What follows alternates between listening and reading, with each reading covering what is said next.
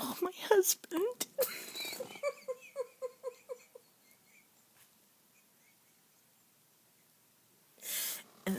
I'm not eating. There's no way I can eat. I like to do let's do lunch and a story time. There's no way I can eat. But I do have my chewing gum. It's just the gum I'm chewing today, by the way. Big Leap Chew. I'm so excited. I finally found grape at this little gas station, like a 76 super, like truck stop gas station. I'm so excited. I should have bought more, but anyways, I'm totally excited about this. Okay, so, well,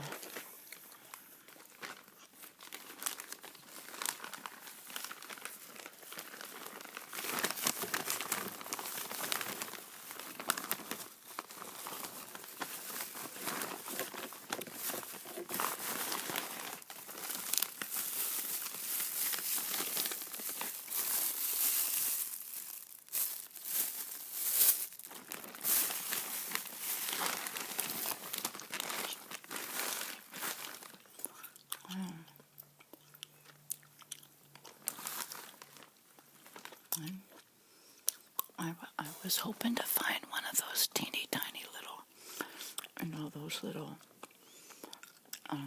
needle and thread kits that you get like at a hotel or you can buy like in the dollar store. I know I've got a ton of them somewhere, but I couldn't find one, so instead I'm going to show you the only needle I can find in the house. For like the last 10 years, I think, I used to have like a whole pack of needles. I have no clue what happened to them.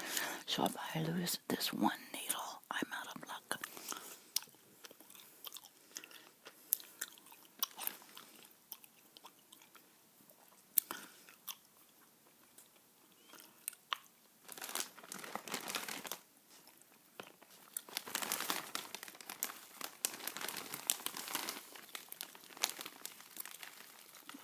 A lot of safety pins, but I don't see my needle.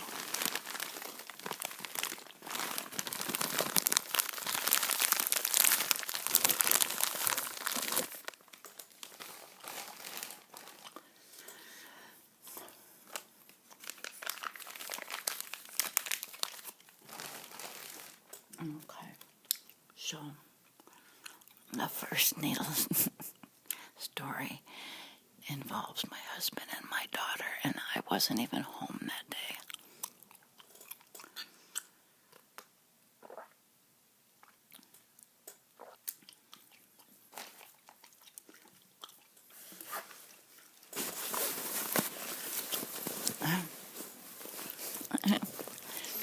So Saturdays was like clean up the house. The kids they had their chores and duties, and my husband was doing his stuff. And they'd all work together, but to do the chores on Saturday. And big breakfast. My husband, every weekend was a huge breakfast weekend. It was just fun for him. And he would just whip up the best big breakfast. Not only would he cook, but he would clean the kitchen, and that was like part of his thing. I'll give the kitchen like a good cleaning. So my one daughter was in grammar school at the time, and she's plotting this little thing that she thinks is funny, but really it's not funny. It could have been a terrible accident.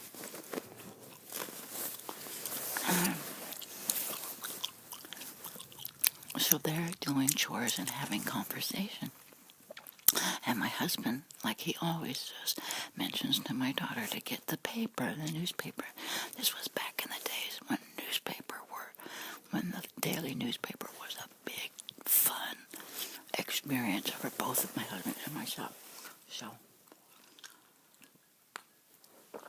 she knows that as soon as he's done cleaning the kitchen, he wants to sit down and relax after having a big breakfast, have his coffee, sit down. Yeah.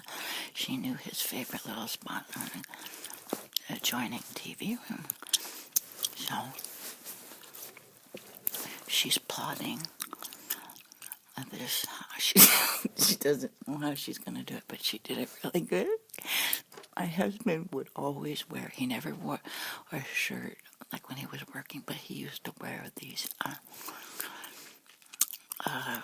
like painter pants. They were shorts, or like carpenter shorts. Like khakis, but they were shorts. I forgot what you call them, but anyways, Shaw, he's doing his doing his thing, and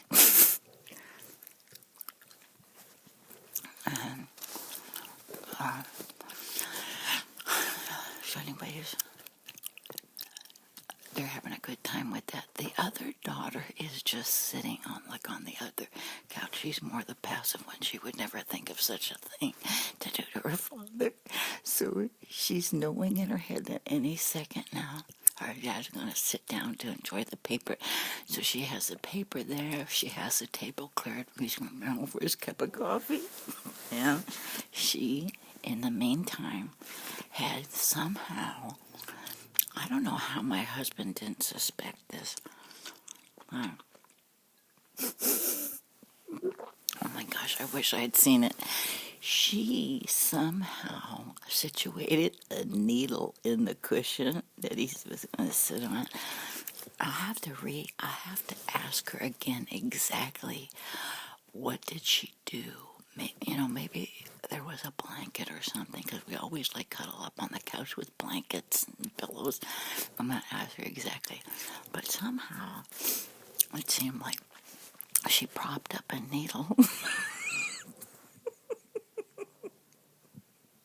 on the blanket or something that was on the cushion of the couch.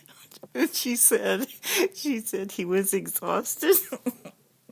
She said the funny part was she knew he was really going to look forward to relaxing, because he had been working really hard all morning with chores and a big breakfast and cleaning the kitchen. And she says, when Dad was done in the kitchen, he took the towel. He took the towel he was working with and slung it over his shoulder and took his forearm and brushed his forehead.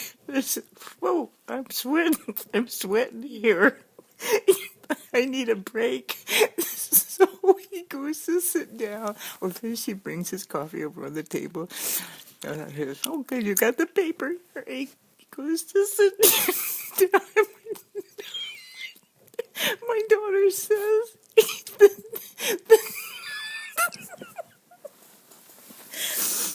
he definitely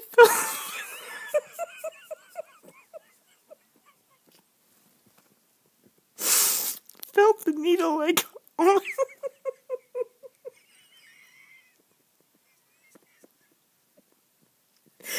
On his upper thigh, not exactly on his butt. She said I was aiming for his butt. He settled it on his upper thigh, and she said, Mom, you should have seen his face.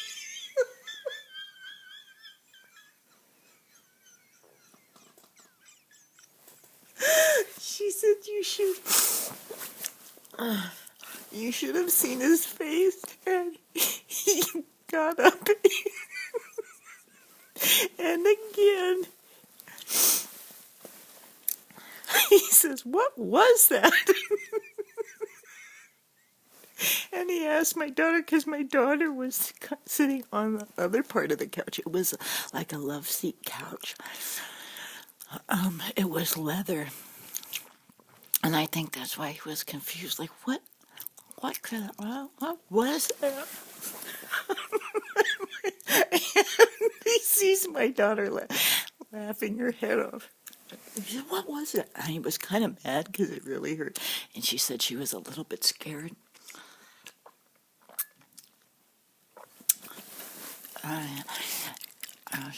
He knew she did something. She said, what did you do? What did you do?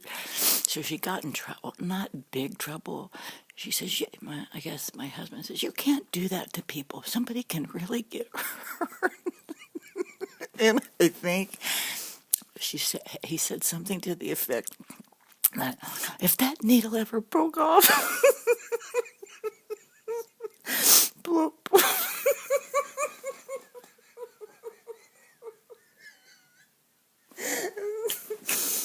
Something to the effect, which is true. He said, "You're just lucky. Hopefully that needle didn't break off in my body, got in my bloodstream, because that would kill somebody."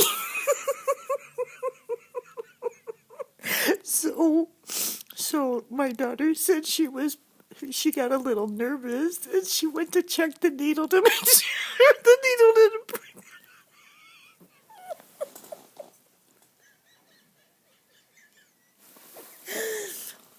Oh my gosh. All right, I have to quit talking about that story. I'll never get to the other story. Oh, this is the story with me and my husband in the kitchen. Oh, this is terrible.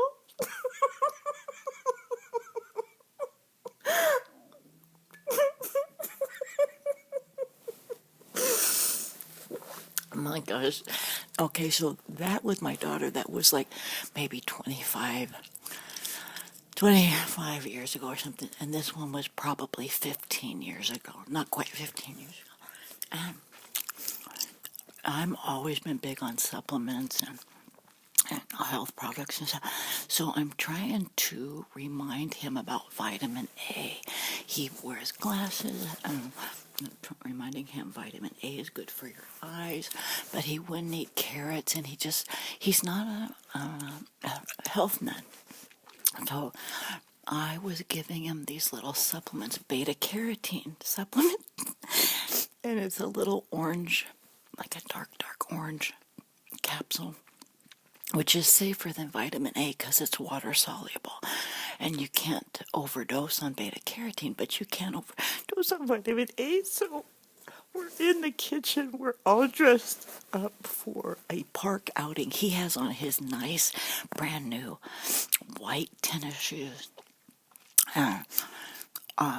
We're really excited. This is a fun spring outing. I don't know what it was.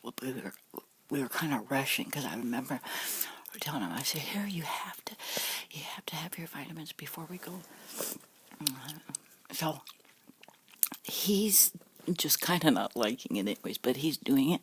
Then all of a sudden, I look down on the floor, what appears to be blood under his foot.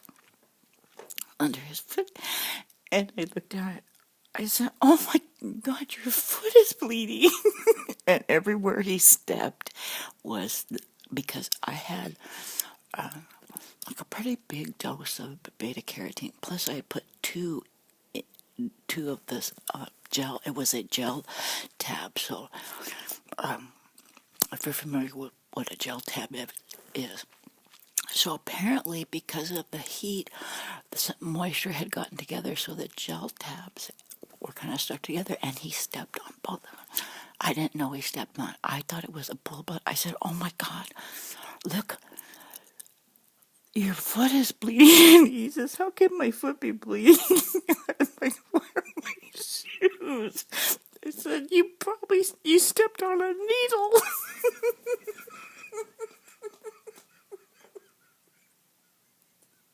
You stepped on a needle, and it went through the rubber of your shoe. Or a razor. I've told him I said, "It's probably a needle. Or a razor, or something. And your foot is bleeding through your shoe." And he goes, "Oh my God." He even believed it.